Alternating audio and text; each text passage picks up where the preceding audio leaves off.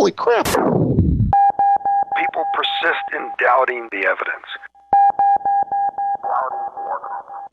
Don't run and hide. Don't be afraid. Don't turn away any longer. The truth will set you free. If the game is rigged, change the game. You're listening to Jimmy Church, Fade to Black. Game changer, game changer, game changer, game changer. Game Changer Radio Network.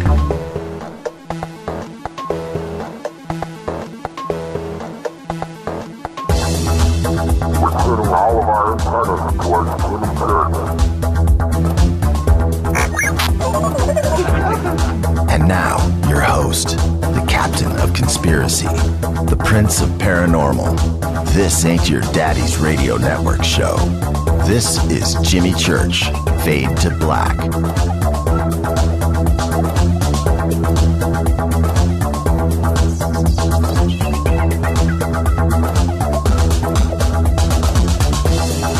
Oh yeah, Monday.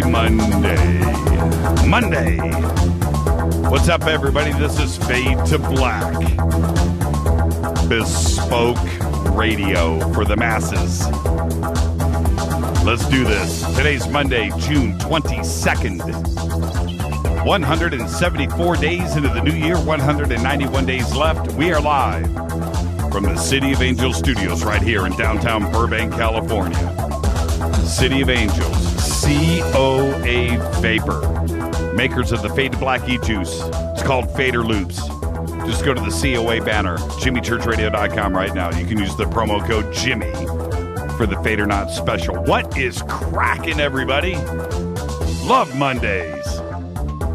Hanging out on Twitter right before the show. Love Mondays, man. The weekends are either too long or too short. But Monday is always right around the corner for me, man. Getting in this chair, hanging out with you is what is up. What's up? All right. Welcome to everybody listening all around the world, all across the United States. Hither and thither, to and fro, back and forth, up and down, east and west, north and south, far and near. This is Fade to Black for KJCR and the Game Changer Network and KGRA. The planet. I'm your oh so humble host, Jimmy Church, and I am fired up. Big proud salute to the men and women in uniform all around the world fighting the good fight for us. For without them, there is no me, there is no you, there is no us. And you could not hear me right now. So I was listening to Richard Dolan before the show. I got to tell you, love that man. It's a smart dude. Smart. Compassionate. He knows what's up. So I'm just going to say right now, what's up, Richard? I was listening. Trying to figure out how I'm going to do a show tonight. So what do I just go listen to Dolan and get some ideas. You know, what do they say?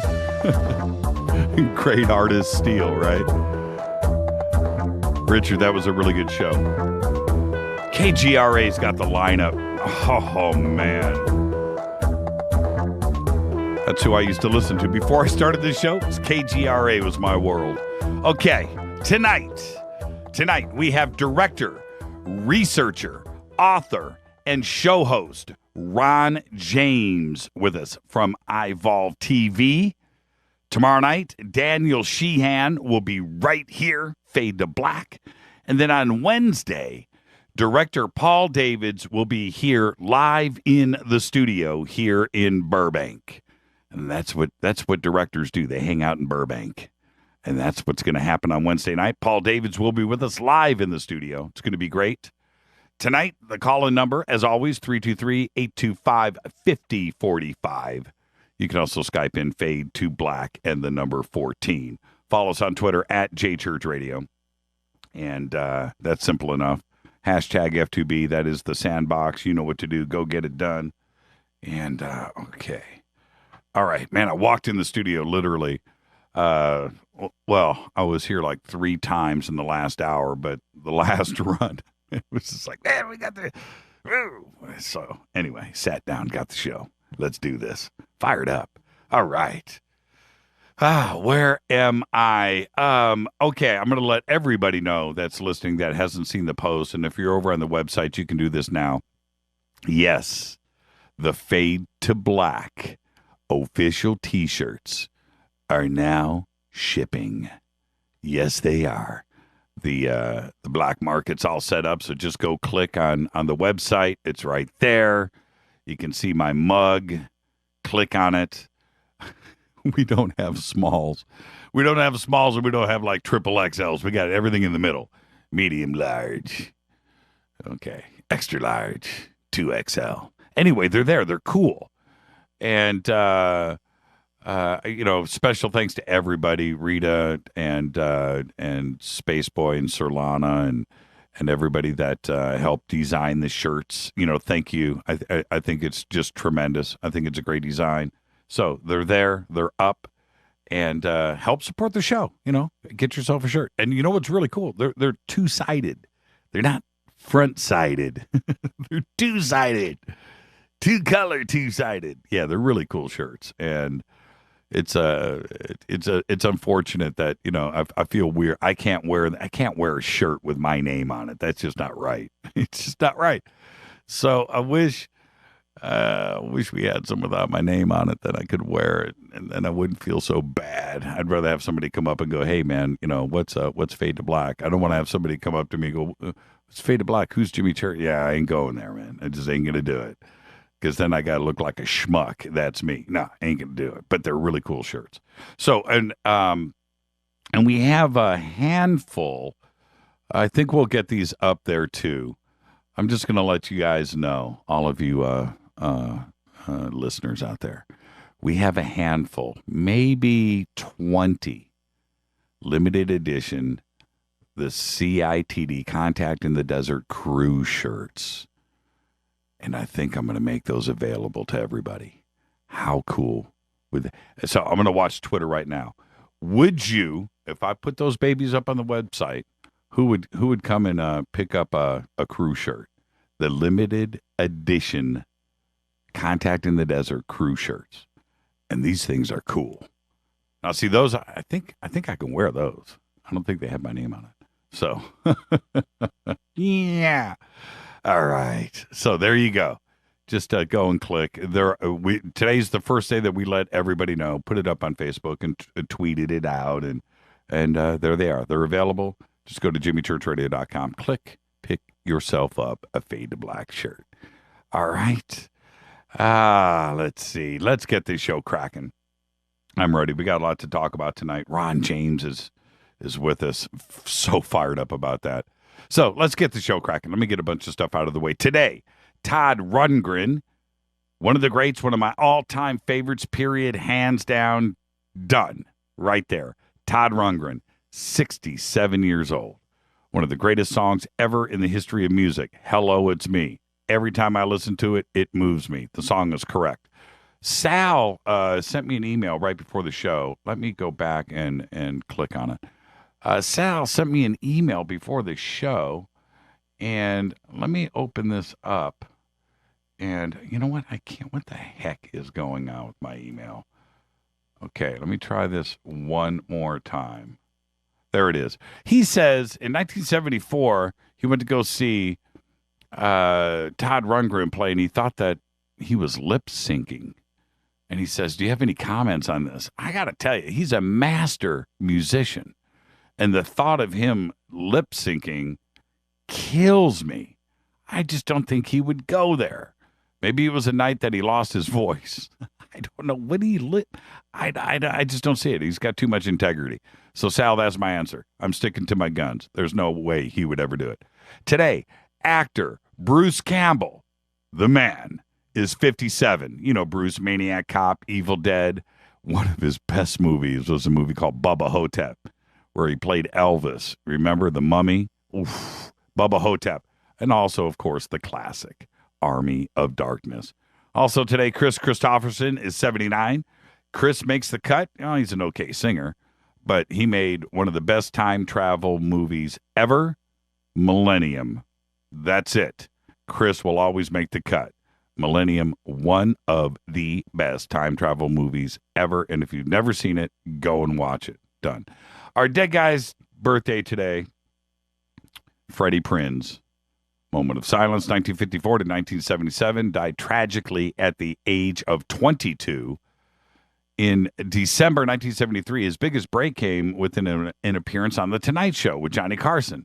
And he was the first comedian to have a sit-down chat with Carson on his first appearance. You remember when Johnny used to do that. From 1974 till his death in 1977, for 3 years, he starred as Francisco Chico Rodriguez, Chico in The Man, and with Jack Albertson. Funny show, great show. The show was an instant hit. And then he just suffered from depression. 22 years old, one of the funniest guys in America. And then 4 months before his death, he signed a multi-year deal with NBC worth $6 million over 5 years. That's big money today, $1 million a year. Back in 1977, I don't know what that is. That's unearthly dollars. And then on the night of January 28, 1977, he received a visit from his business manager, Marvin Dusty Snyder. And with his manager looking on, Freddie Prinze put a gun to his head and shot himself. Some say it was an accident. Some say that he played Russian roulette all the time and goofed around, and he just messed up. There you go. I think the death was eventually just ruled a suicide. Freddie Prinze. Also today. Happy birthday, Marilyn. Before you thought I would forget. Happy birthday, Marilyn. Rock and roll. All right. Don't miss the last episode of Hangar One. It is this Friday, episode 12, and that is it. It is done for this season. Hopefully they'll pick up a season 3, and we'll see how that goes. And I did tweet out and post a few pictures of the little shoot that we did for this new series that's coming up. And I can't talk about it. Everybody wants to know what it's about. Who's this? Who's that? I can't talk about it. I snuck those pictures out, little behind the scenes, little freaky deaky out there for everybody, just to get that out there. Okay, I just did it. I broke the rules, but hopefully I won't get in any trouble. But we'll be able to start talking about it and make some announcements here in a few weeks, maybe about a month, and then you'll know what's going on with that. So let's take our first break. Let's get this out of here. Come back with a new version of the show. I'm going to shorten things up, and I got a little editorial I'm going to talk about tonight, and we'll get to that. This is Fade to Black, the Game Changer Network and KGRA The Planet. I'm your host, Jimmy Church. Tonight, author, director, researcher, just all around man of the world, Ron James is with us for the duration. It's going to be a great night. Tomorrow night, Daniel Sheehan, right here on Fade to Black. And then, of course, Wednesday, director Paul Davids. I'm your host, Jimmy Church. I'll be back right after this. It's Monday.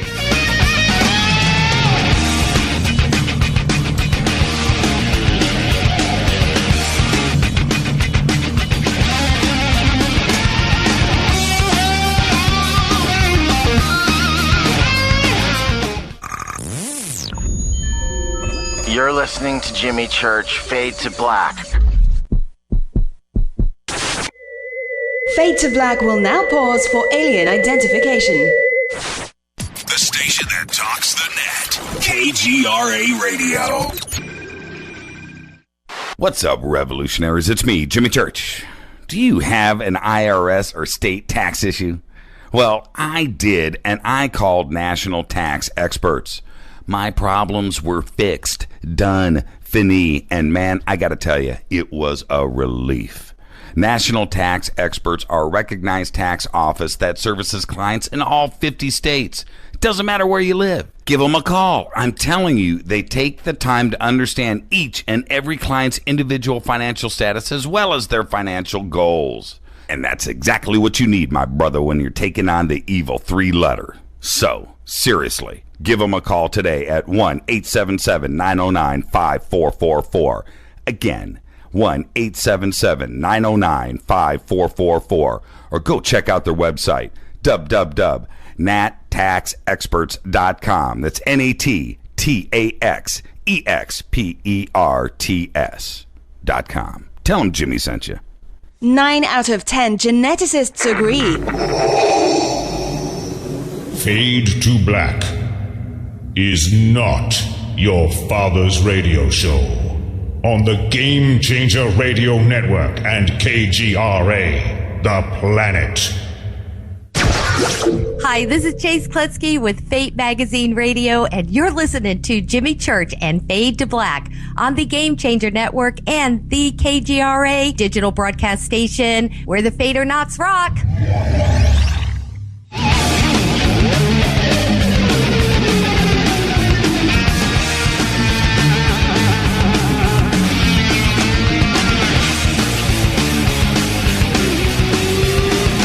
All right, Monday. Yeah. This is Fade to Black. I'm your host, Jimmy Church. Tonight, we have director, researcher, show host, author, Ron James. Tomorrow night, Daniel Sheehan. Oh, yeah. And then on Wednesday, director Paul Davids, live in the studio right here in Burbank. All right. You know what I'm doing right now. How am I going to get ready for Ron James? I'm going to do this. I'm going to pop me a power bite right now. Yep. Man. So funny when you do vitamins, especially like I do. You know when you take a vitamin, that taste, that smell, that thing, you know you're on the right track. And that's what I do. Power bites. Just took one live on the air. I do it every night. That's what I do, man. And you can tell by the end of the show, can't you? I'm wound up. You can actually see the little specks of nutrients on every single tab. You can smell the quality. Power Bites is a complete multivitamin mineral formula designed to naturally boost your energy. This multivitamin goes to work right away. Absorbs. It's got that good bacteria that's found in better yogurts. Helps your body absorb everything. And the Green Turtle Bay Vitamin Company are dedicated nutritionists and have been producing Power Bites for over 20 years right here in the United States of America. They produce high-quality nutritional, dietary, and health supplements in small, fresh, potent batches, and they ship direct to you. To order. I've been watching the tweets come out, too, and I got a couple of emails from everybody out there about Power Bites. When you get your Power Bites, take a picture. Tweet it out. I'll retweet it. I promise. I'll retweet. Take a picture. Just like K28 did. Just go to the website right now. EnergyWave.com. That's EnergyWave.com. Use the promo code KGRA and get free shipping on your order. Right now, you can call 1-800-TURTLE-5. 1-800-TURTLE-5. Live operators are standing by. That's 1-800-887-8535. Power Bites. EnergyWave.com.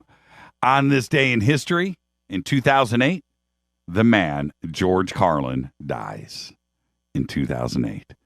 I think the world shifted that day. Little shake happened.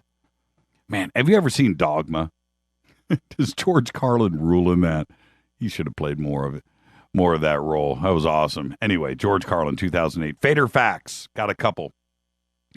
Black holes aren't black. They glow slightly, giving off what's called Hawking radiation. And in the human body, bacteria outnumbers human cells 10 to 1. That's a Fader fact.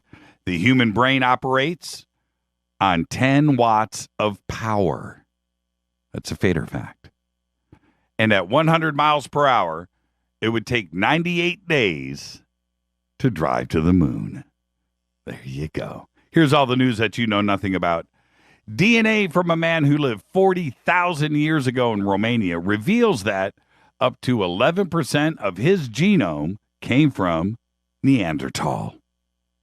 Somebody was playing around because large segments of the individual's chromosomes are of the Neanderthal origin. A Neanderthal was among the man's ancestors as recently as 4 generations back in everybody's family tree. Think about that. Reports now have been published in the journal Nature. The finding reveals that some of the first members of our species who came to Europe interbred with local Neanderthal. Yes. Moving on. Cycling officials will be on the lookout for what they call mechanical doping at the upcoming Tour de France, which is scheduled to start on July 4th. Even though nobody has found the tiny micromotors that have been giving riders an extra boost up alpine climbs. The International Cycling Union issued new rules recently that call for disqualification, a 6-month suspension, and fines up to 1 million Swiss francs, which is $1.08 million. I saw the video today, that guy that crashed in Italy, and his bike kept going. It kept spinning around on the ground. It had a motor in it. I can't believe it. It was going, too. It was like running, spinning around on the ground. Unbelievable, man. Taylor Swift appears to have beaten Apple. That's right. Apple has given in. They threw in the towel after she threatened to withhold her album 1989 from the company's streaming music service over royalty payments. Apple responded to Swift late Sunday night in a series of tweets from Eddie Q, a key lieutenant of CEO Tim Cook. And the tweets read, Apple Music will pay artists for streaming even during customers' free trial period. We hear you, Taylor Swift, and indie artists love Apple. Oh, I got to tell you, the music industry is not what it used to be. Okay, it's not.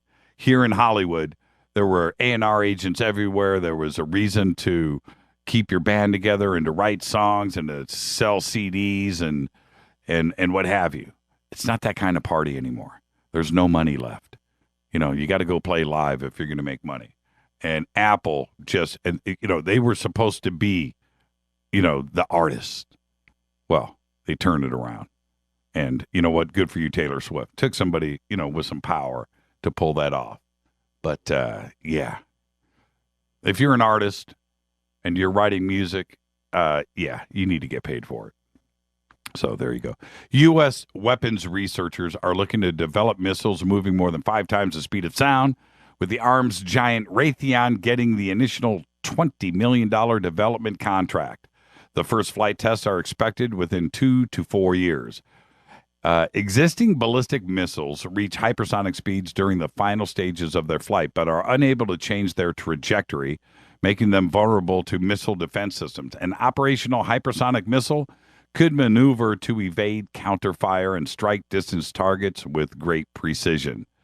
The $20 million contract from the Defense Advanced Research Projects Agency, DARPA, amounts to a feasibility study, though, and getting the theory to work would be a major breakthrough for both Raytheon and the U.S. military. Check this. China's way in front of us on this one. Last week, the Puerto Rican government ramped up drinking water rationing for 200,000 users in the San Juan area, permitting households to draw water only every 3rd day. In Puerto Rico, this isn't California, rainfall deficits have been building up since 2013, drying up rivers and streams at a record-breaking pace. It's become one of the worst droughts in the island's history. Unbelievable. With the summer movie season right now in full swing, movies like San Andreas, Jurassic World, Ant-Man, Mission Impossible, Rogue Nation are being programmed by motion artists with the bumps and sways necessary for your seats to come to life. Not 3D. No, this is the next level. It's 4D. When you go to Universal Studios and you got those virtual reality rides, that's what's coming to the United States. There's only one theater in all of the U.S., and that's right here in Hollywood at L.A. Live. 4DX is backed by Korean conglomerate CJ Group. They've set up 170 theaters in 33 countries, but only one in the U.S., and it's right down the street at LA Live. We're going to go check that out. At the U.S. Open Championship, the golf championship over the weekend, it was a pretty good tournament up there in Tacoma, Washington. This past weekend, they allowed you to bring in weed. Yeah, weed. Because it's now legal in Washington State. But you couldn't smoke it and you couldn't eat it because that's still illegal to do in public. Go figure. But they let you bring it in. You just couldn't smoke it, couldn't eat it. A 16-year-old boy in Colorado who appeared to have the common flu has died from a rare case of the plague, officials have just announced. Taylor Gay's illness didn't present with the telltale sign of the infection, swollen lymph nodes, which would have altered officials to the illness sooner, but alerted them to the illness sooner. But they didn't know. He suffered from fever and muscle aches, and they thought it was the flu. The plague is very rare, and it's very hard to diagnose. Taylor died June 8th, but officials didn't reveal his illness until last Friday. You know what? I got some other stuff I'm going to deal with at the end of the show. I do want to say this.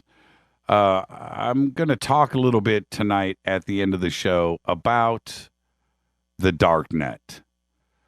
Yes, I'm going to talk about the dark net. I'm going to talk about what goes on. I'm going to talk about Ross Ulbricht. Talk about Silk Road, Dread Pirate Roberts, Tor, the Onion Router. I'm going to talk about all of that and what the ties are to ISIS. It's a scary subject. And if you don't know anything about the dark net, hang out at the end of the show tonight. I'll give you a little warm up and we'll talk about it. If we have enough time, I'll take your calls. But what goes on there? What goes on? One of the things that you need to understand, Google, which we all use, what is it? I don't know if it's bigger than Apple yet, but it's right there. We all use Google. Well, you know, there's other browsers out there, but the point is, Google only picks up a very, very small part of the surface web. Right now, you are listening to me on the surface web. Okay, on the surface web. And Google can key into about 16% of that. Okay, about 16%. The dark web, what goes on underneath us all, is so much bigger. I mean, it's magnitudes bigger than what the surface web is. It's huge. It's unbelievably big. I got those stats, and we'll talk about them later. But so if you think about that, what's Google's percentage really of what the web really is when you combine the surface and the dark net, black net, whatever you want to call it? There's a couple of different terms out there. We'll go with dark net tonight. We'll talk about darknet marketplaces, D&Ms. But then you're talking about a fraction of a percent. So think about that for a second. And we'll talk about all of that tonight after Ron James. I've got some very serious thoughts that need to be spoken about. And not too many people do. I will tonight. All right, so with that, let's get to our break. Let's get Ron James in here. I'm fired up. It's Monday, and this is Fade to Black. Tomorrow night, Daniel Sheehan is with us. Wednesday night, Paul Davids, live in the studio. It's going to be right here. It's going to be a great week on the show. And then, of course, Thursday night, Rock and Rule Trivia. I'm your host, Jimmy Church. This is the Game Changer Network and KGRA, The Planet. Stay with us. We'll be right back.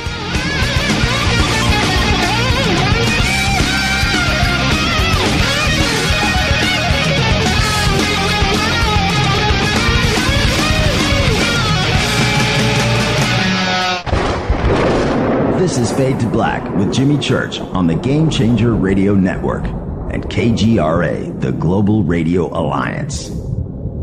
The station that talks the net. KGRA Radio. Hi, this is Jimmy Church of Fade to Black. Today, everybody, the Fadernauts and planet Earth is vaping, and I'm very proud to announce our very own e-juice. When we were approached by City of Angels Vapor about Fade to Black e-juice, I wanted to make sure that it was the very best, and that the flavors were something that I could create myself, and we did just that. Introducing Fade to Black Fader Loops. This will take you right back to Saturday morning cartoons and your favorite bowl of fruity, loopy cereal. Just click on the banner or go to www.coavapor.com. Enter the promo code Jimmy for the Fader Not special. That's www.coavapor.com. Go back, Lee Tappy. Imagine no longer being tied down to your computer, but having the freedom to take live talk radio with you anywhere you go. TalkStream Live introduces our first ever iPhone application. The talk shows you follow now follow you, and your iPhone is now the fastest and easiest way to stay connected to the best talk radio on the internet. Let TalkStream Live transform the way you listen to radio. Listen to live talk shows 24 hours a day, 7 days a week. Mobile talk radio from TalkStream Live. Now available in the iTunes App Store. This is Toby Kebbell. You're listening to JimmyChurchRadio.com. Don't hurt me, Jimmy. I'm only little. Hey, I'm Adrian Grenier. And this is Ari Gold. We're the Honey Brothers. Yes. We're of the Honey Brothers. Hey, I'm Adrian Grenier. And I'm Ari Gold. We're the Honey Brothers. And you're listening to Jimmy Church. The Revolution. Attention, all Fadernauts. Studio Dome has a special deal on their SD1 Bluetooth speaker. Just go to JimmyChurchRadio.com, click on their banner, enter the promo code Jimmy, and you get $40 off and free shipping on the SD1. It's voice activated, comes with a USB antenna, cables, and a carry bag. Never listen to your phone, tablet, or laptop speakers ever again. It's the only way to listen to Fade to Black. That's JimmyChurchRadio.com, Studio Dome banner, promo code Jimmy. Go back, Lee Tappy.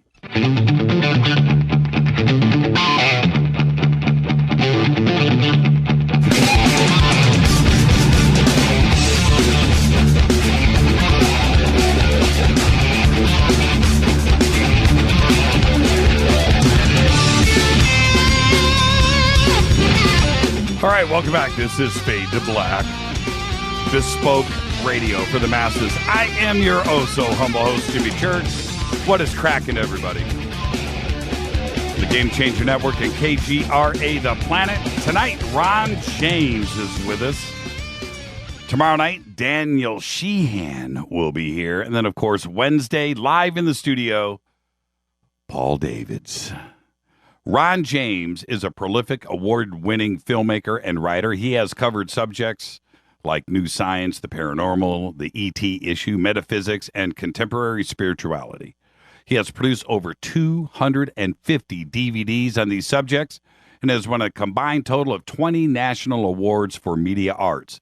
His internet TV network is called Ivolve TV. That is ivolvetv.com. And he hosts the online TV show Bigger Questions, which is nothing short of excellent. And he has won many awards, including the EBE Award for ET-related films 4 times. He was also the media producer for the Citizen hearing on disclosure. He has he was the producer on the film Travis, the true story of Travis Walton, with filmmaker Jen Stein. His new book is Messiah Awakenings. It is a work of fiction that brings contemporary Christ into conflict with the forces of the global elite. I would like to welcome to the program Mr. Ron James. Ron, how are you tonight, sir? Hi, Jimmy. How are you? I am fantastic. How are you? That's the question. It's a great day. It's beautiful here in Redondo Beach, and I'm honored to be on your show. Oh, no, thank you. The honor's all mine, my brother. And you know what? I start off every with every new guest. You're going to get your feet wet tonight with Fade to Black. But with every new guest, I say the same thing. It's just you and I sitting on my couch. We're just going to rap. We're going to talk. And then wherever we start, we start. Where we end, and hopefully we'll still be friends. You want to give it a shot? Let's give it a shot. All right, let's do this. Hey, listen, I'm holding in my hand the 5 DVD set of the Disclosure Dialogues, and I will announce to the audience now that Ron signed it and autographed it, and I think you signed all of the DVDs on the inside too, didn't you? I think I did. Yes. So tonight, we're going to give this away to, we'll get to some phone calls in a couple of hours. And then the best phone call of the night, I'll let you call it. And then we'll give away this set to one lucky caller tonight. Very cool. Thank you for doing that for the Fade to Black audience. Very cool. So that's awesome. Yep. And I got 2 sets. I got 1 set for me. So there you go. And those are, I'm not giving that away. So anyway, Ron, with you, we can go in so many different directions. And it's one of the cool things with you. You cover all of the subjects that not only that we do on the show, but that fascinate me. And I like your interview style. You and I are on the same page on how we do things. And I just like the way that you do this. I'm almost a little intimidated.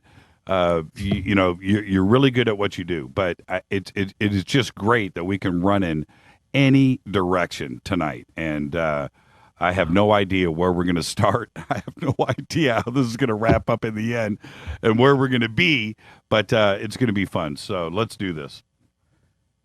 Well, Jimmy, the journey that put me on the media career that I'm pursuing now, it started when I got into video production kind of late. I had a background in advertising, and I was in Florida where I lived for a while, and in one weekend, I did some video work with MTV Spring Break, and the people from Girls Gone Wild were there, and I helped them out. And a lot of people think, oh, wow, that must have been pretty fun. But it wasn't all that, trust me. But I came home, and I just kind of felt empty. And I was like, there's so much power in media, and there's so many capabilities with what we can do. And so much of it is just being wasted on stuff like I just did today.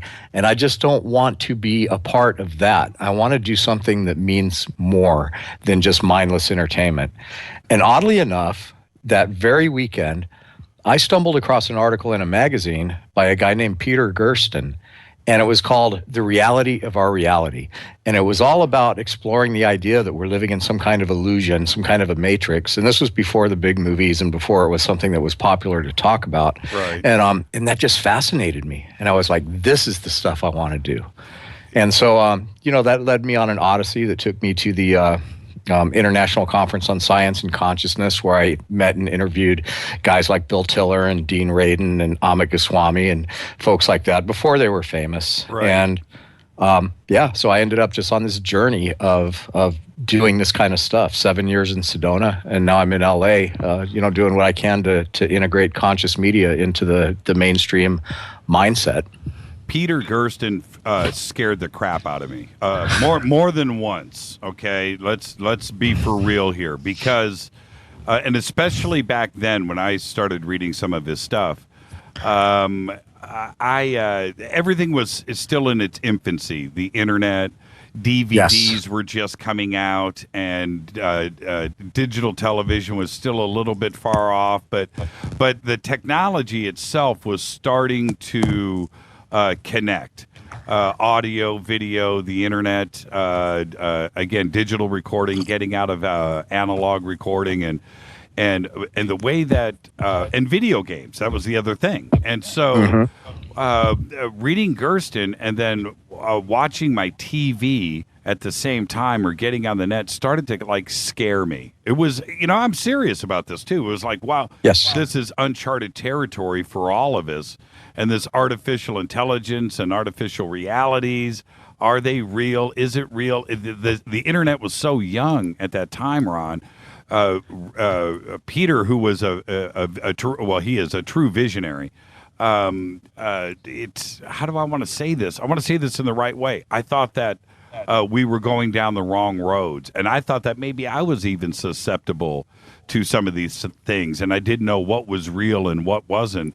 And for probably the better part of a year, I was walking into walls wondering what was real. Then The Matrix came out, and that just totally blew my mind. I just thought, we're right on the cusp of this, and I don't know if I'm real or not.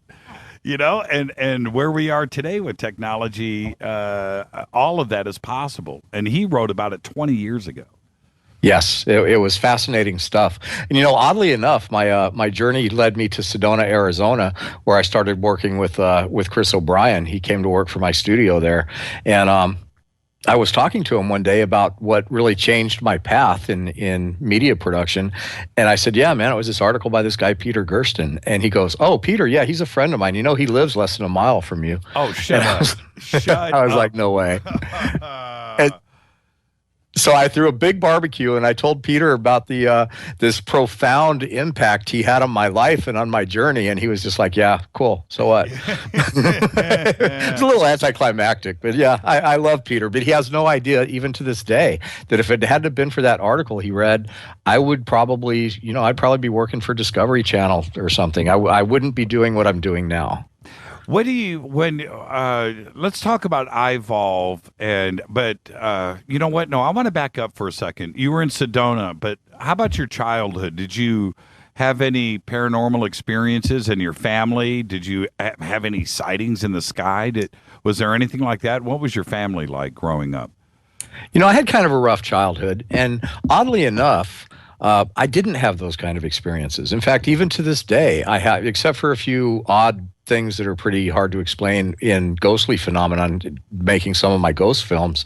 I've never been abducted by a UFO. I'm not a contactee. I've never really even seen anything in the sky that I could absolutely say is definitively ET related. But I think it was the mystery of it all. At a very early age, I read Seth Speaks by Jane Roberts. Mm-hmm. And that just blew me away. And it started to, all of this. And I think I was like 11 or 12 when I read it. So I was too young to be reading it, really. Right. But at that point, I just started realizing that I had some sort of a mission, like a destiny here on the planet. And I felt that it was very important. And, I went through years of thinking, well, it's probably just delusions of grandeur or whatever. But, I really do. I feel like I was brought into this reality to do something, that is going to leave a positive mark. And I had that sense at a very early age. And then I got, just like all of us, got lost in partying and that kind of lifestyle. And, then I woke up in my 20s, were gone. Right. And I really started revisiting the whole spirituality and the meaning of it all. And that's how it happened. When you in your research, and you've interviewed everybody, and what's really cool about who you've interviewed, you've gone to both extremes. You've gone way left with the consciousness side of things, then you've gone to the right with hardcore UFO researchers, and done things down the middle. But how do you feel the two are connected now? Consciousness and interdimensionality tied into nuts and bolts ufology and research, and physics too, for that matter. That is so broad. We could probably spend the whole show talking about this, and I love that you brought that up, because this is the connections. These are the connections that really, really intrigue me at this point. I feel that until I always say on my show that the two most important questions facing humanity to me are we alone in the universe, and is there life after death? And I get some interesting responses when I say that. Some people think, well, no, we got to figure out how we're going to feed the planet and stop war. And I'm like, well, yeah, those are trivial compared to these big answers. And the reason is because once we understand the answers to these questions in a collective, positive, undeniable way, then I believe that there's going to be a complete quantum shift in the way we relate to each other and our own lives and our own souls. And so, I have this debate with people because they say, well, I know there's ETs. I know that I'm a spiritual being who's going to survive my death, but we don't have science agreeing on that, and we have so many different factions with different opinions. And where science does not debate the existence of gravity, and science does not debate that the Earth is round, that is the kind of solidification we need to have formed around the answers to these questions. And the reason for that is that until it is undeniable and cannot be debated any longer by anyone, then it's not officially cemented into the collective psyche of human understanding. And so for so long, we've been living in a world where science and the experience of people who have lived unexplainable things and things happening in the skies and things happening in haunted environments and near-death experiences and all of these things that are pointing towards some sort of spiritual existence and some sort of invisible existence of other species and other dimensions. But science hasn't been able to sign off on it. So we're largely dysfunctional as a civilization because we have these factions that can't come together. And until we do, then, we're going to continue to be dysfunctional. And what's really exciting now, Jimmy, is that science is beginning to give us some theories. And a lot of it is still theory, I admit, but they're starting to give us some theories that may actually bridge that gap. And I don't think people really understand how important it is that we bridge that gap. We just absolutely have to. We can't have half of our society saying, I'm being visited by aliens, and the other half of our society saying, well, that's absolutely ridiculous. There's no way to prove that, verify it, and therefore it doesn't exist. It's a huge problem with the collective consciousness right now that's keeping us from getting on the same page. When you have, and I totally agree with you, and when you have the scientific community now, these brilliant guys out there that they could be atheists or they're just black and white, and it's just all about the science and it has to be proven. And now there's that string theorist group wants us to, I believe is the wrong word, but trust in them that there are a minimum of 10 dimensions. Well, if you can't have it both ways. You can't have nothing going on out there and have it be a black and white world and then suggest that there are 10 dimensions out there and that we need to be aware of it, and you want to go and study that, and then not allow the study of the paranormal or ghost or life after death or a fifth dimension or any of that. You can't have it both ways. And I totally agree with you. I think we're getting closer to true scientific research in this area, because once string theory breaks open and the questions of how many dimensions are out there, once that is answered, then everything is on the table. That's it. We can go and look into all aspects.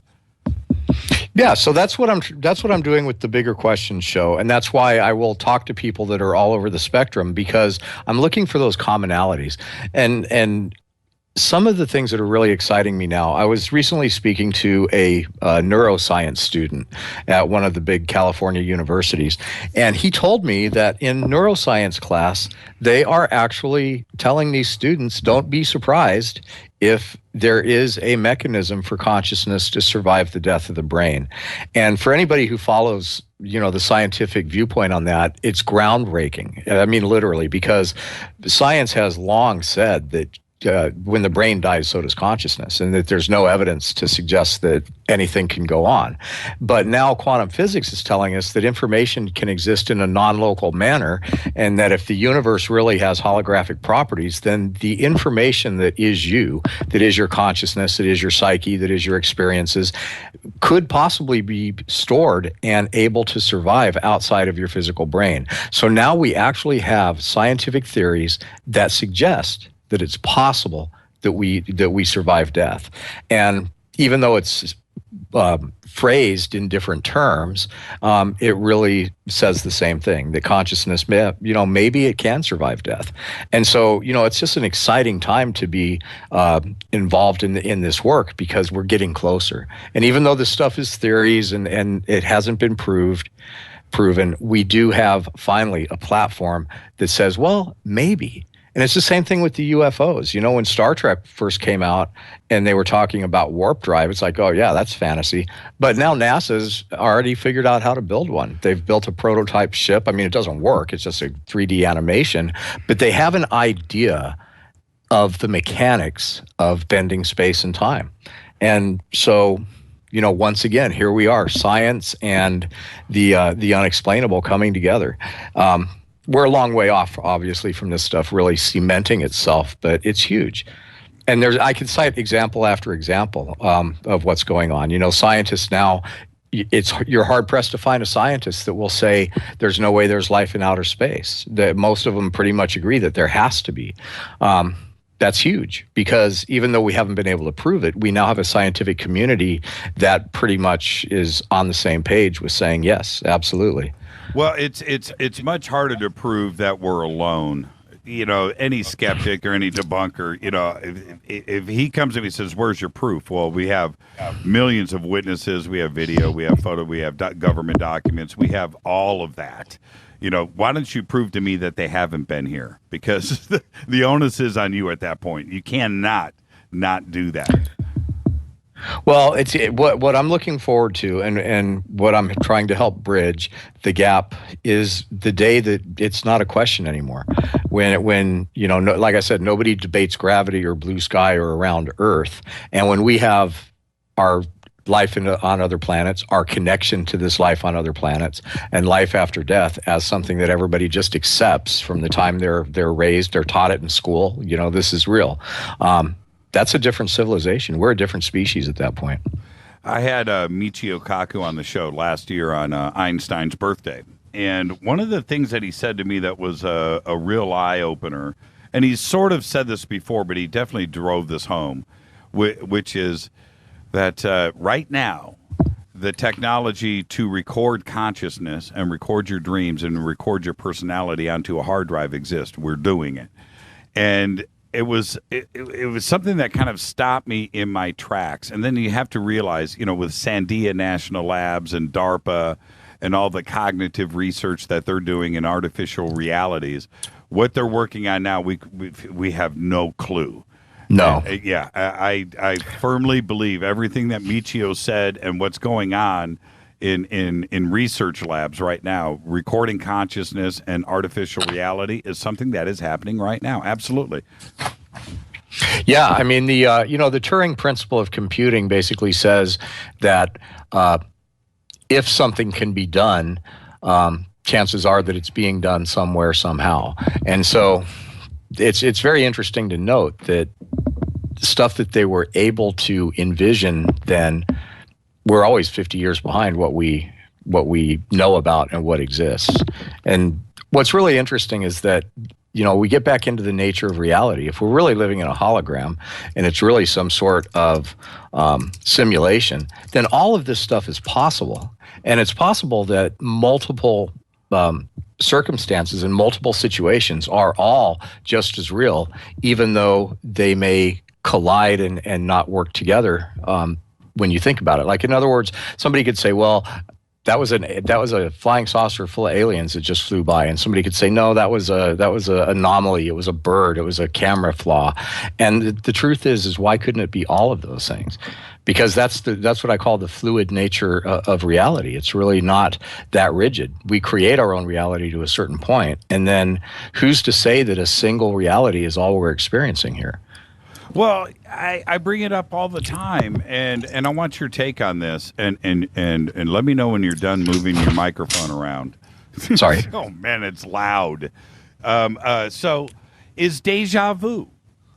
Okay, you've experienced it, right? Oh, absolutely. Yeah. And I experience it more and more, too. Yeah, and when I was a little kid, what opened up my mind to all of this, and that's why I try to drive it home as often as I can with everybody, is when I was a kid, very young, 5, 6, 7, 8 years old, man, I was like the deja vu king. You know, it would happen. I would just trip on it at that age. I'm like, well, so I embraced it. You know, I enjoy it. When deja vu hits today, I just kick back and write it out and laugh.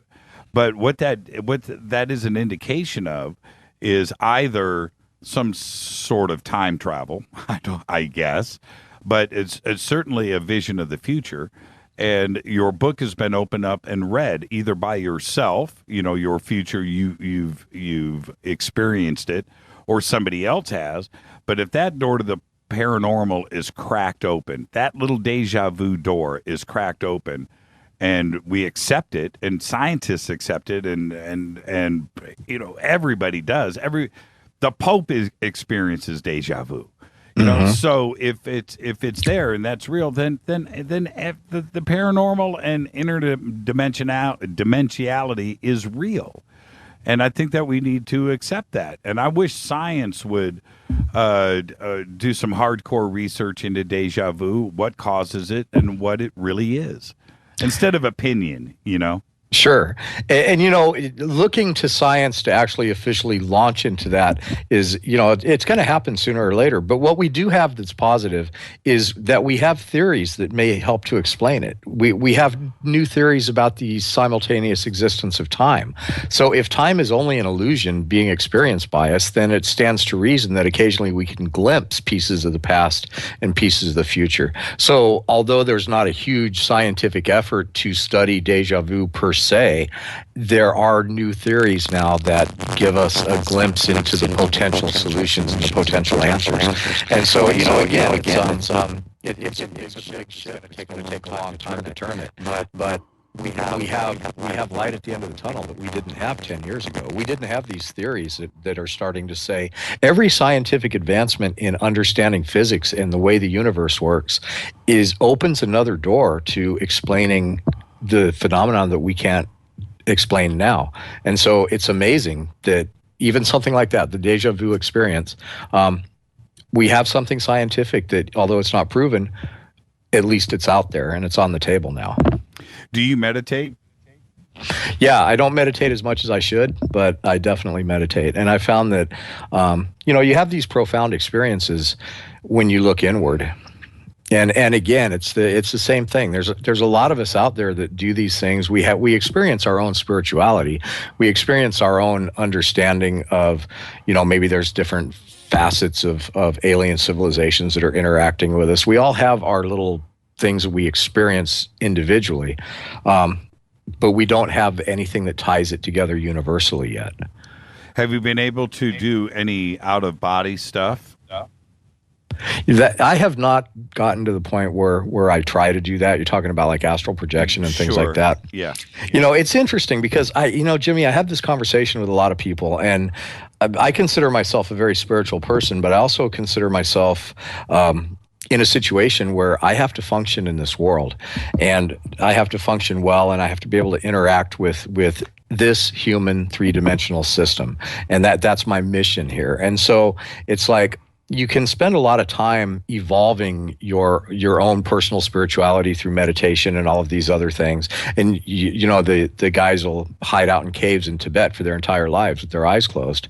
But when you're here and you've got something to do, you can get to a point where that stuff doesn't really help. I mean, to learn something like astral projection and to take that time to develop that skill, it doesn't really serve the purpose that I have to fulfill while I'm here. So I haven't really taken the time to learn it. Do I believe that it's possible? Absolutely.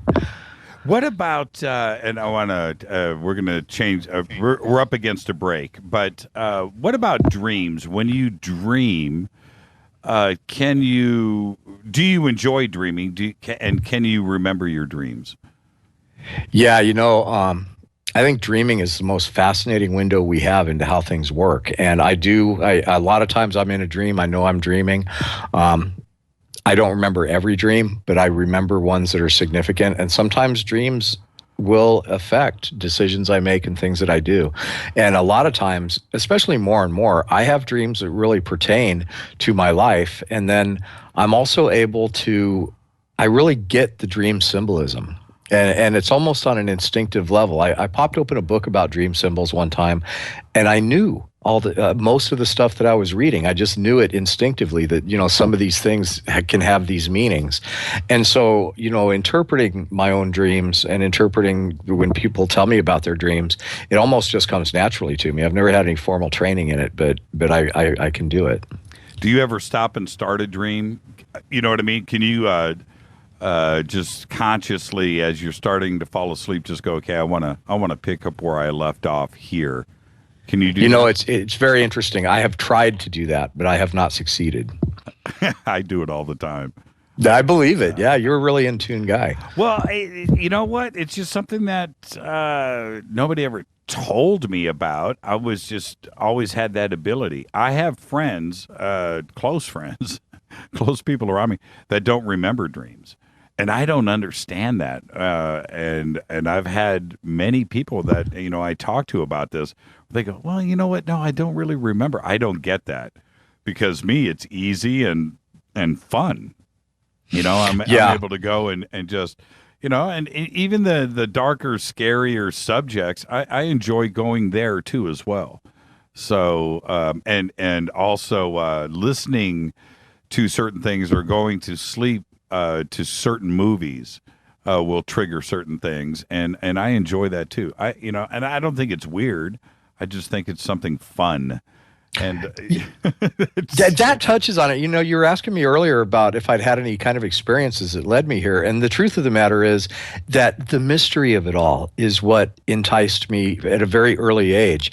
And maybe when we come back from the break, I'll tell you about, some of the cool stuff that I used to see on TV. And I never realized that, one day these guys would be in my films. And it's almost like, that movie Rockstar, the wannabe that got to be. And every day it's like it just gets better. But yeah, it's the mystery of it all. And the dream thing, I think dreams have a lot of different purposes. And I think in some cases we're experiencing alternate experiences of ourselves. We're connecting with people. Our minds are working out issues in a subconscious tapestry. There's no one thing that dreams are. I think they serve a lot of purposes and they have a lot of different functions. And there's probably a lot of different types of dreams that are accomplishing things. Let's pick it up right there. This is Fade to Black. Tonight, Ron James is with us. I'm your host, Jimmy Church, on the Game Changer Network and KGRA The Planet. We'll be back right after this. Stay with us.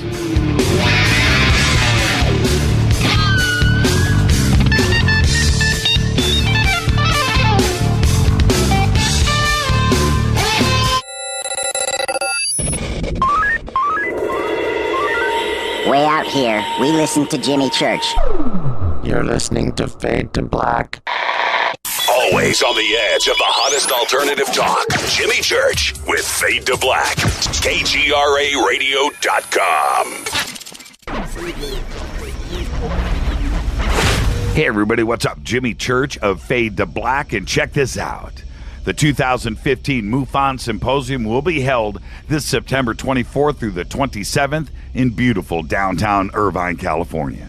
Expanding ufology, opening new doors in academia, industry, and media. Former Defense Minister of Canada Paul Hellyer will be there in person. Former CNN news anchor Cheryl Jones, TV news journalist Jaime Maussan, and MUFON's chief photo analyst Mark D'Antonio. They're just a few of the growing list of names for the 2015 event. It's September 24th through the 27th at the beautiful Hotel Irvine. Get your tickets today at MUFONsymposium.com. That's MUFONsymposium.com. Go Beckley Tepe. ¿Qué tal, mis amigos? Yo soy Mario Carson, el tiburón, y los invito para que escuchen a mi buen amigo Jimmy Church Radio. ¡Claro que sí! Did you ever turn to your radio for your favorite talk show to find that it's been preempted for this? In the air, to deep right center. Back goes Lewis to the wall, and it's all here!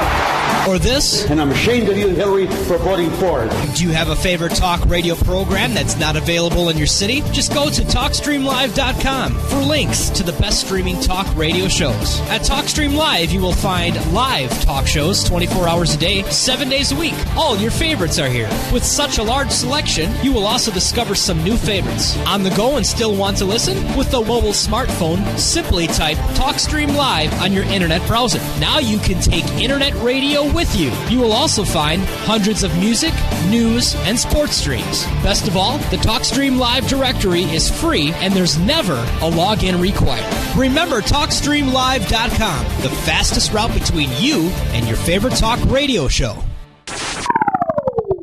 You are listening to Fade to Black with Jimmy Church on the Game Changer Network. Oi, oi, I'm Reese Evans. You're listening to Jimmy Church. This is Revolution. The revolution will not be televised. The revolution is on radio. Ciao.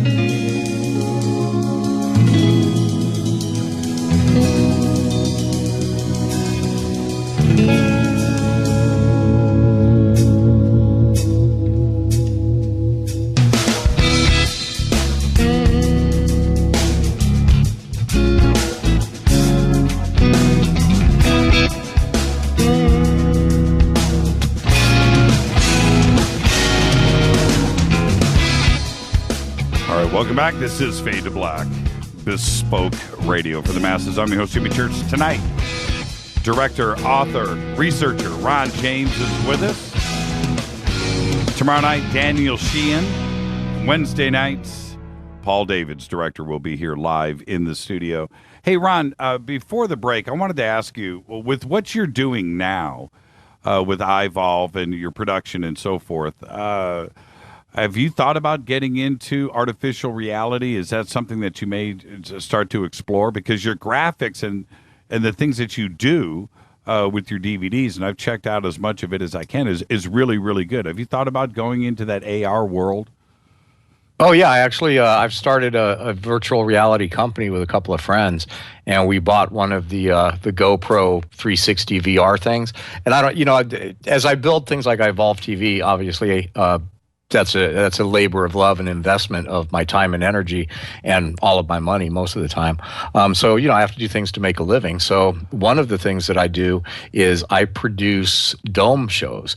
So I just did I produced the one that NBC used to roll out that show Constantine at Comic-Con. They had a dome set up down there. I produced that show that was all of the animation and everything that was inside. So you walk into these dome theaters and, they're basically planetariums, but now we're starting to do more and more different types of productions inside the domes. And so I'm affiliated with a company at LA Center Studios that has a dome, and I do dome production for them all the time. So I just finished the one for Constantine, and then a week ago I just finished one for Nike for a big athletic event. So we did a whole dome. And then we've got the VR. We're producing content for the Oculus. In fact, I set up a new website to sell Oculus Rift and other VR experiences that are going to be coupled with binaural music so that you can have a VR experience and work on your meditation and your self-improvement while you're sitting on a beach or taking a bike ride or any of those other things. So yeah, I'm actually, I'm working on it right now. And what do you think about today's 3D technology? Is it here? Is it, I mean, I enjoy it. I really, really do. I'll put on the glasses. I'll go do IMAX 3D and sit in the second row, and I'll be the doofus reaching out at stuff. Okay. I am thoroughly into it. Is it as good as it's going to get, or can it actually get a step further? Well, 3D itself is somewhat limited. And, it's funny that you're bringing this stuff up because not very many people know this, but I started, when 3D first came out, I bought 2 of those new Panasonic integrated 3D cameras for $22,000 a piece and started a company called 3D Stereo Source.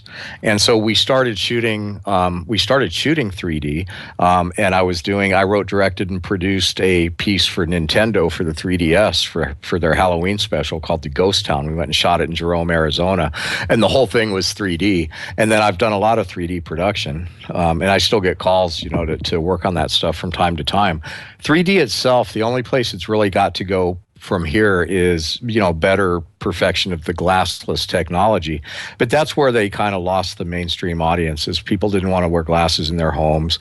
The 3D sets and the glasses were more expensive. And they do have a glassless technology that kind of works, but it's not that great. So, 3D has a history of taking a big start and then stalling and dying out like a fad.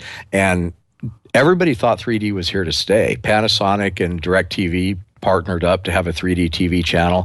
Sony and Discovery Channel started N3D on on cable networks. And we were having meetings about producing these shows. I had this whole idea that there was going to be a big vacuum for mid-level budget friendly 3D content. So I started a whole business to do that, and I took a pretty big loss. And so and now I'm doing the VR. But I think that 3D is just going to get skipped over. The holographic technologies, the virtual reality technologies, certainly. Like right now, there's a lot of VR is cool, but there's a lot of challenges in how you shoot it, because if you have a 360-degree camera that's getting things front and back, where do you put the crew, and how do you make that adopt to drama? So it's an exciting place to be poking around, and I'm certainly doing some work with it. Yeah, I would love to be able to do something like, Lara Croft and Tomb Raider, or games like that, those types of single-player adventure games where you're going into these worlds, and you can actually enjoy that in a VR sense, also with a 3D element that is thrown in. That's the future, and that computers can handle that now. Yes, cell phones can handle that now. It's interesting. You can buy just this thing called Google Cardboard. They give it away free if you're in the right spot, but they're really cheap. And then your cell phone is actually capable of creating VR. So you can, instead of having a big expensive Oculus Rift, you can just go and plop your cell phone in this cardboard frame and you're in VR. And I think that, it's only the gaming companies are all doing it now. The Oculus comes out really in a big way right after the first of the year, if I'm not mistaken. And it's going to be huge. The gaming companies are already doing 3D stuff. I've been to the studios and I've seen some of the stuff. I've put the headsets on and experienced what this is going to be. Sooner or later, they're going to get to a point where you just jack something into your head and you're experiencing a photorealistic, fully immersive world. And then, of course, that begs the question, well, how do we know we're not doing that right now? Exactly. Which is where I'm going with all of this. I kind of got that. Yeah. When you go back and with the statements that Michio and other cognitive researchers are doing around the country, this is exactly where they're going. This interchangeability of your own consciousness being able to plug into a computer, and you're just going to sit back and close your eyes. Oculus may not even be in the play. No, it's going to evolve. It's going to evolve to the point where the computer and the human body, you get into transhumanism. These machines may very well just be something that we can just implant and control just with our thoughts. And as computing gets more and more advanced, we're hitting a wall with how much we can do with current computing. But what's really interesting is the quantum computer. And a guy named David Deutsch wrote a book called The Nature of Reality years and years ago. And he was one of the people initially working on quantum computers at Oxford. And what the quantum computer does is it basically uses the existence of photons in different dimensions to speed up the computational ability of a computer. So a photon can be a 1 and a 0 instead of sequentially at the same time. And what that means is one of the things that they said the quantum computer is going to be able to do is to convincingly simulate an artificial reality. It's going to have that power. If we look at reality now, let's look at a computer game and how it functions. You're playing your game, and when you turn with the mouse or whatever control mechanism, the software knows that it has to render what you would experience. So basically, you're looking at 1s and 0s, and based on how you maneuver through it with an artificial device, it knows to present you with a visual experience and an audio experience. Our physical reality most likely doesn't work in a dissimilar way. We only need to render in full sensation-based 3D, within our immediate parameters, what we can touch. But everything else is simply a visual rendering. And science is saying now, well, anything that is matter doesn't really exist. It's all energy vibrating. And our brains are wired to perceive that energy and create the reality around us. It's exactly like a computer game. It's not, it's not dissimilar. And so as our technology evolves, it's going to be like that movie, The 13th Floor, where we're going to be creating artificial realities, and the people in the artificial realities will be creating artificial realities, and nobody really knows what's real and what's not and where we are. We don't even know if this world is real or not, so to speak. And it's beginning to look like what is real, quote unquote, is really nothing more than an elaborate, super advanced technological simulation.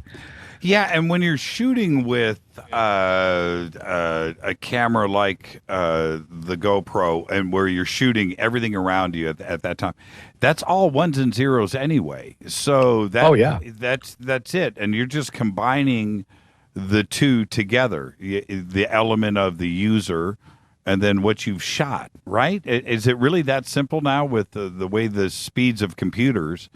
Is that exactly what's going on? Well, the new, for the VR stuff, for the VR visual stuff, they've created these rigs. It's so funny because this is a format with a very low cost of entry. So you can go and you can spend $3,000 for a very nice rig that will basically, it's a plastic rig. You insert 6 to 9 to 10 GoPros in it, and it's set up so that when you put them into the little holders, all the cameras are aligned. And then you just turn them on with the remote control, and basically what happens is you're shooting fully 360. So you look up, you look down, you're shooting everything around you. Without any space, it's not being shot. And then there's software where you just take those different camera views, and the software knows to stitch them together. It interpolates the pixels, and it knows, how to sew it all together. So then it renders out into a giant rectangle, and then you spherize it inside the software that you use to do the VR. So it's pretty interesting how it works. Yeah, I saw the at E3. I saw the demo for the Star Wars game, and watching the demo with the guy with the Oculus or whatever headset he had on. But he's moving his head around, and I'm watching it on the big screen, and I'm watching it. I'm like, that's exactly where we need to be. And it's truly here now. I mean, it is actually here. So when we talk about the Matrix, the fear of the Matrix, and you start to see stuff like this, we know that we're right here.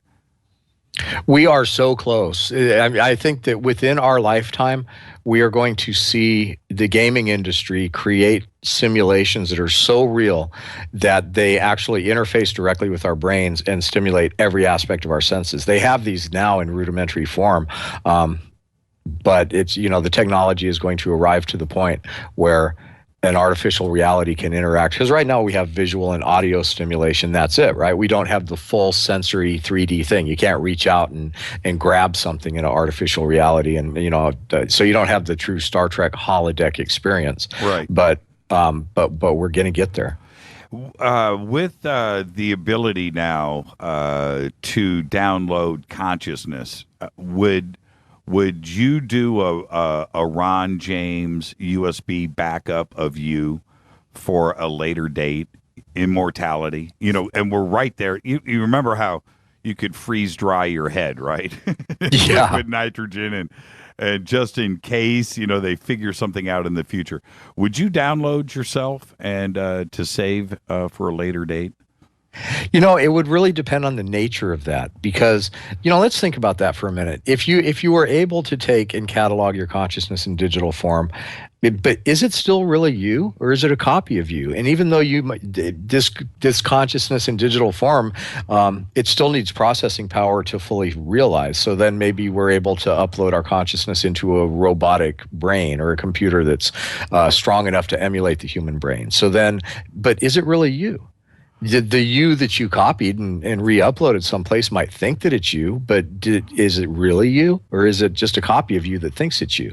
Yeah, I mean, you get into these really, really deep quandaries, and when you start looking at the philosophy of it, I found it interesting that Steve Jobs and Apple announced Siri very shortly before he died, and I ask myself all the time, if I was the president of the biggest technology company on the planet and I had unlimited resources and I knew that I had very short amount of time, wouldn't I have a basement somewhere where I was trying to make this happen?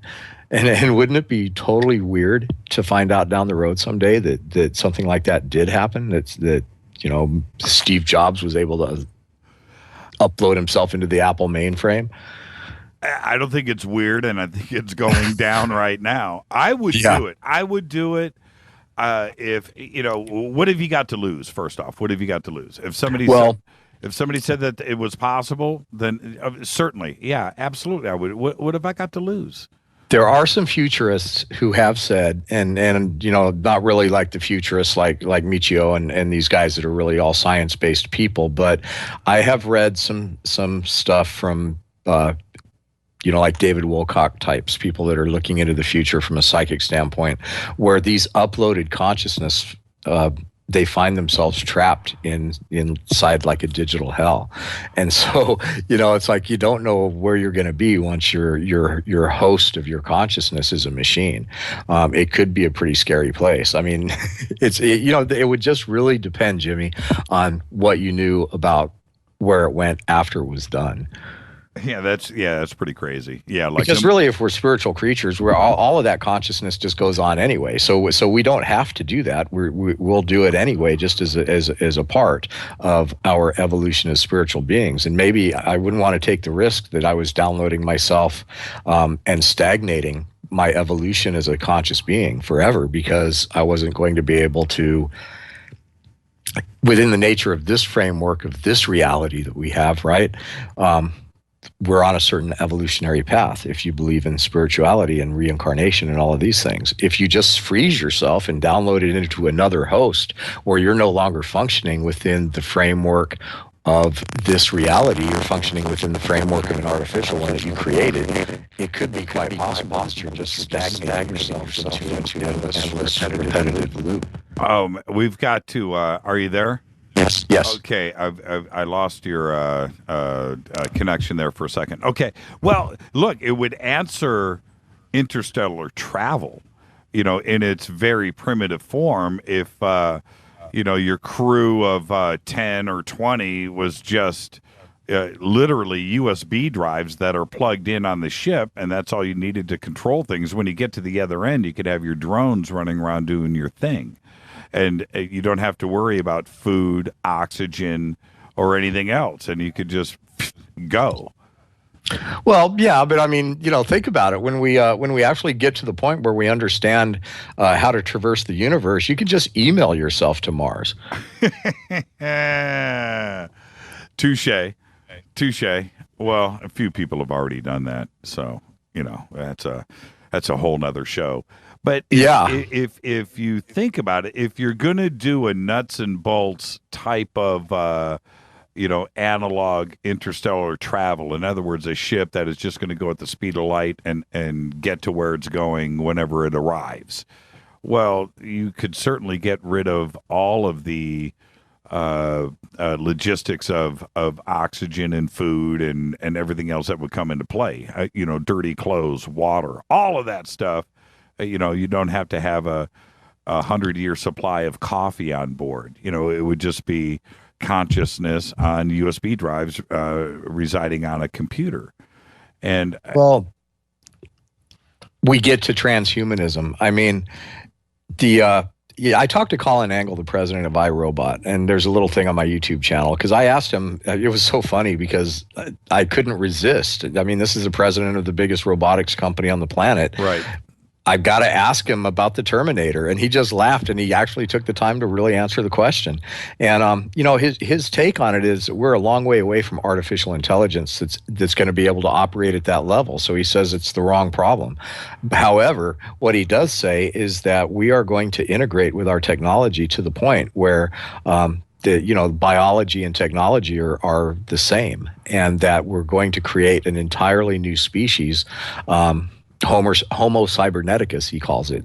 And we're basically, we are our machines. And so there's going to come a time when it's not going to be like the robots take over. The robots are going to be a part of us. And we're going to be like, sooner or later, we're going to be like, this machine functions forever. It doesn't need any of the stuff that this human flesh needs. And there's going to be a time when, if we're able to transfer our consciousness to where we just don't need the flesh anymore, it just doesn't serve us. Well, Kurzweil says it could happen as early as 2017 at this rate of pace. I think that's a little, soon. But he says, it could happen as early as 2017, and we need to figure out how we're going to control this when it does get to that point.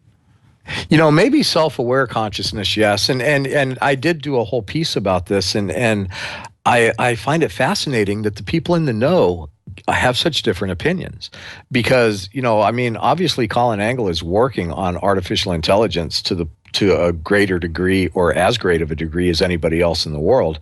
And he says, no, don't worry about it. But then you have Hawking, you have Bill Gates just came out recently and said artificial intelligence needs to be something that we're extremely concerned about. Elon Musk has come out on the side of artificial intelligence is a concern. Kurzweil, all of these people are saying that it's coming sooner than we think, and that when it does, it's going to be a problem. But I just thought it was so odd that this one guy is like, no, I don't know what they're talking about. It's not going to happen. The singularity is a pipe dream. And so, wow, you want to get into a really hot debate about the near future of civilization, that's the place to go. A lot of people are talking about it. They are, and when we reach that point of singularity, and that, like I said, Ray, who's a pretty smart guy, yes, when he says, as early as 2017, I think we all need to pause and realize, at least at its very core, we need to have a stop button. We need to have the ability to unplug that intelligence if we need to, because if it gets to that point where artificial intelligence is at the point where they go, you know what, we really don't need humans anymore. We can do all of this by ourselves. If that singularity moment happens, which is what all those futurists are afraid of and are warning us about, we need to have that fail safe. We need to be able to, I know it sounds rudimentary to just suggest to unplug this, but at that point, the machines will be smarter than that. They will know that that's exactly what we'll do, and they'll have an end around to that, and they'll be able to play that out too as well. We need to figure out a fail-safe